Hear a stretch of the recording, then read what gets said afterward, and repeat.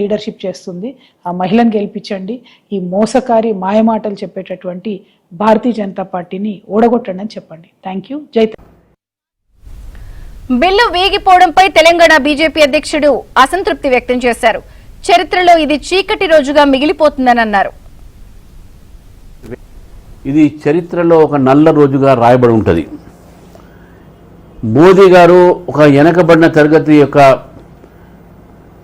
కుటుంబం నుంచి వచ్చినటువంటి వ్యక్తి, ఛాయ్ వాలా అనేటువంటి పేరుతోని ఛాయ్ అమ్మి ఈరోజు ప్రధానమంత్రి అయినటువంటి నేపథ్యంలో ఈ దేశంలో సామాన్యుడికి వారికి ఒక రాజకీయ అధికారాన్ని మహిళలకు ఇవ్వాలని ప్రయత్నం చేస్తే కాంగ్రెస్ పార్టీ ఓటు అగేన్స్ట్ చేస్తూ మహిళా సమాజానికి, మహిళలకు, ఈ దేశంలో మహిళలకు వారు చేసినటువంటి తీవ్రమైనటువంటి